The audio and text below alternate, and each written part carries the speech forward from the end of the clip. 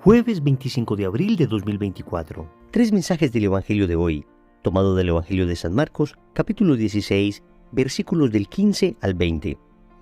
En aquel tiempo se apareció Jesús a los 11 y les dijo: Id al mundo entero y proclamad el Evangelio a toda la creación. El que crea y se bautice se salvará. El que se resista a creer será condenado.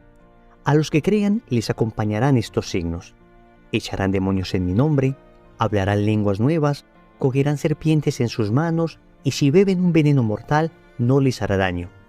Impondrán las manos a los enfermos y quedarán sanos. Después de hablarles, el Señor Jesús subió al cielo y se sentó a la derecha de Dios. Ellos se fueron a pregonar el Evangelio por todas partes, y el Señor cooperaba confirmando la palabra con las señales que los acompañaban. Palabra del Señor, gloria a ti, Señor Jesús. Familia, el Evangelio de hoy nos narra la ascensión de nuestro Señor Jesucristo a los cielos. Justo después de la resurrección, el Señor ascenderá a los cielos manifestando su gloria. Pronto la liturgia destinará un domingo completo a celebrar este maravilloso acontecimiento. Y vamos a meditar tres mensajes de este Evangelio. Primero, evangelizar, un dulce privilegio. Segundo, Dios te respalda. Tercero, ¿qué significa la ascensión de Jesús? Vamos con el primer punto. Evangelizar, un dulce privilegio. Cuando el Señor sube a los cielos, deja una clara instrucción a los apóstoles: Id al mundo entero y proclamad el Evangelio a toda la creación. Y en cabeza de los apóstoles deja este mandato a todos aquellos que quieran ser cristianos, que quieran seguir a Jesús. Evangelizar entonces es, en primer lugar, una obligación.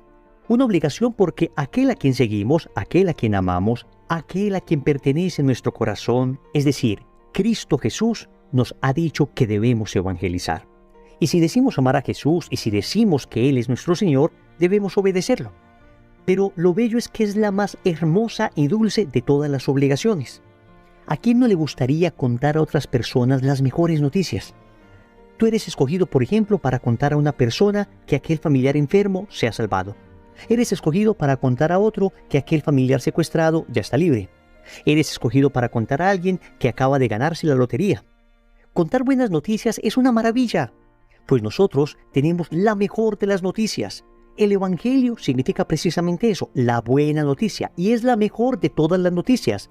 Antes éramos esclavos de Satanás y merecíamos el infierno, y ahora, gracias a la sangre preciosa de Jesucristo, somos libres. Somos libres y nos ganaron el cielo eternamente. Cristo nos prepara una morada en el cielo para que vivamos eternamente con Él. Es un dulce privilegio.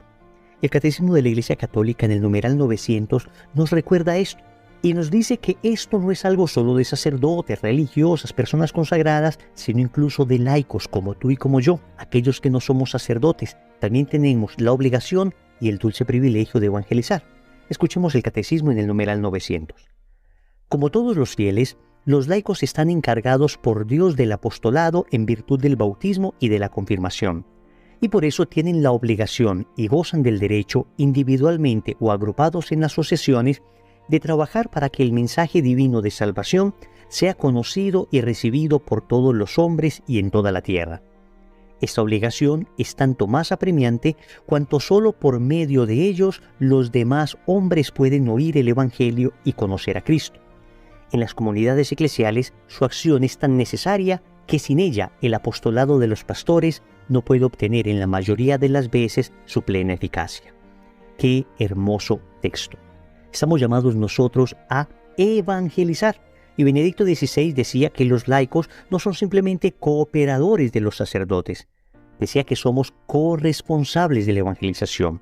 Es decir, no solamente estamos llamados a cooperar en lo que los sacerdotes nos necesiten, en la parroquia, en los diferentes ministerios, pero que además somos corresponsables. Es decir, tenemos la responsabilidad también de anunciar el Evangelio.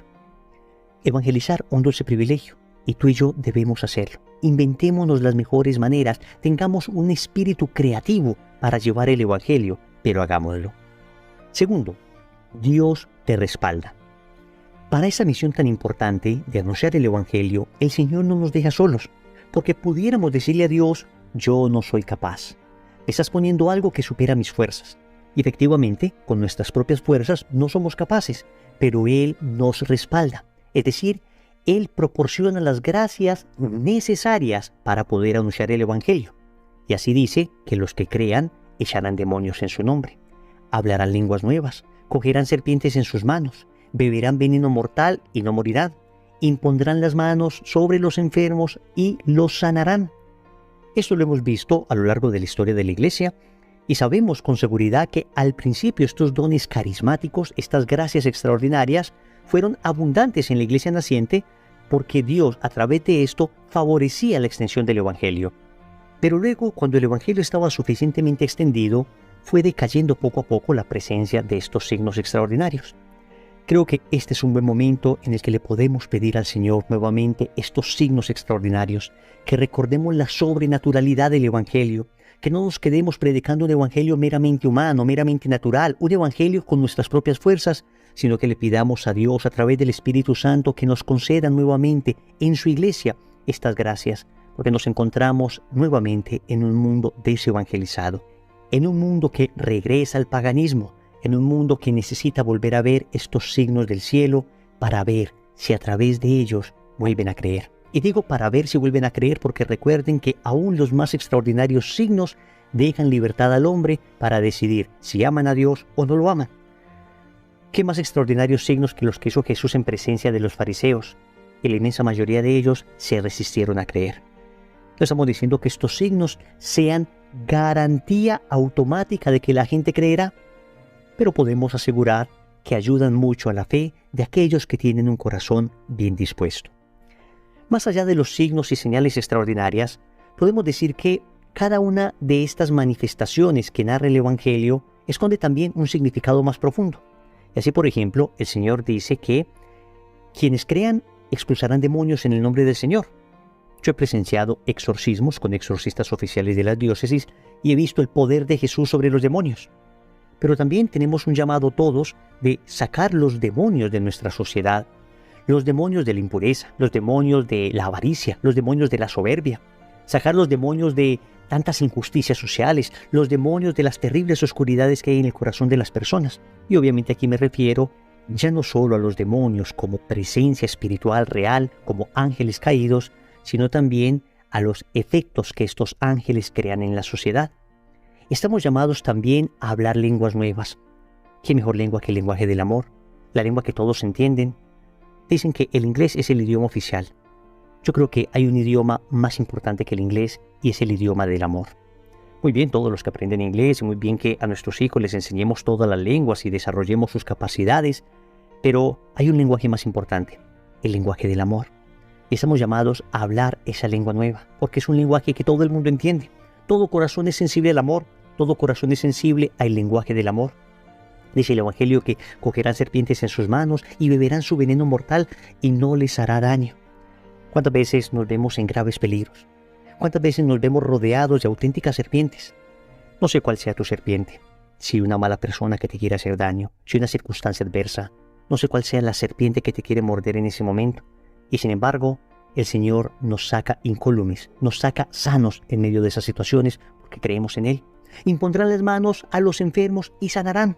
Repito, ojalá pudiésemos ver más frecuentemente el don extraordinario de sanar enfermos.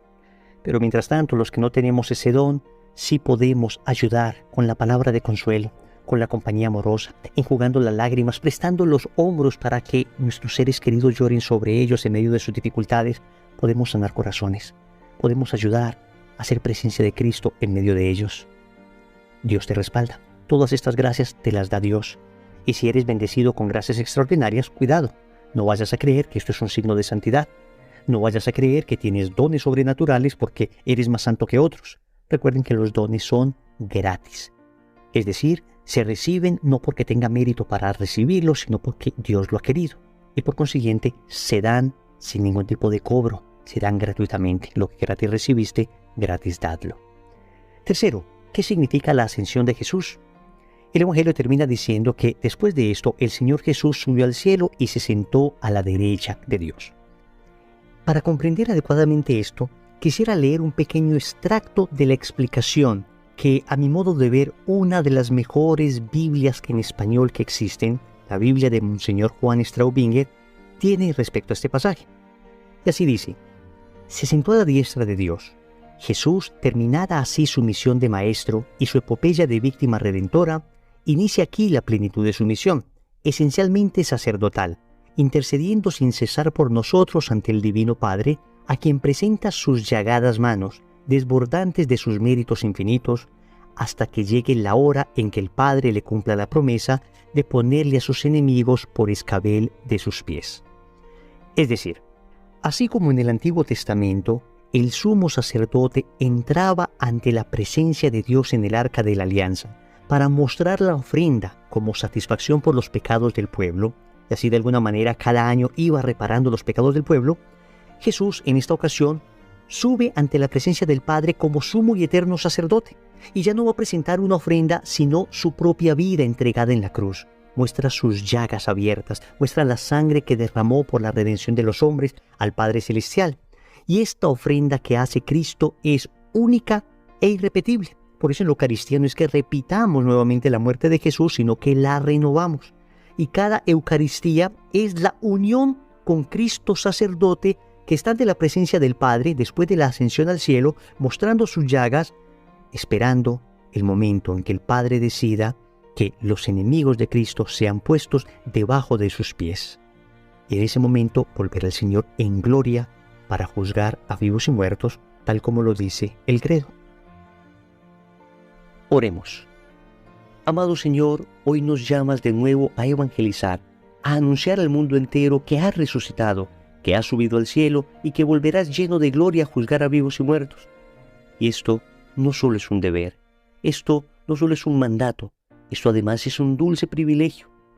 Gracias, Señor, por confiarme este ministerio tan precioso que es anunciar tu palabra. Ayúdame a hacerlo con dignidad, con coherencia. Ayúdame a ser digno de aquel cargo que me has dado, ser anunciador de tu palabra, y no solo a mí, sino a cada bautizado que intenta tomarse en serio su fe. Y yo te doy gracias porque en este ejercicio de evangelización tú nos respaldas, no nos abandonas. Al contrario, Señor, manifiestas que estás con nosotros, manifiestas que en nuestra vida, cuando nos esforzamos por cumplir tu voluntad, nos acompañas siempre. Finalmente te doy gracias, Señor, porque estás ante tu Padre Celestial, estás ante Él intercediendo por nosotros. Sigues frente a Él mostrando tus llagas, mostrando las heridas de tus manos, de tus pies, de tu costado, diciéndole al Padre que siga teniendo misericordia de nosotros. Señor, ten piedad de cada uno de nosotros para que pronto podamos gozar de una auténtica conversión. Señor, dame lo que me pides y pídeme lo que quieras. Amén. Recordemos entonces, primero, evangelizar, un dulce privilegio. Segundo, Dios te respalda. Tercero, ¿qué significa la ascensión de Jesús? Compromiso. En el rosario de hoy vamos a pedir la gracia de ser auténticos evangelizadores. En el nombre del Padre, y del Hijo, y del Espíritu Santo. Amén.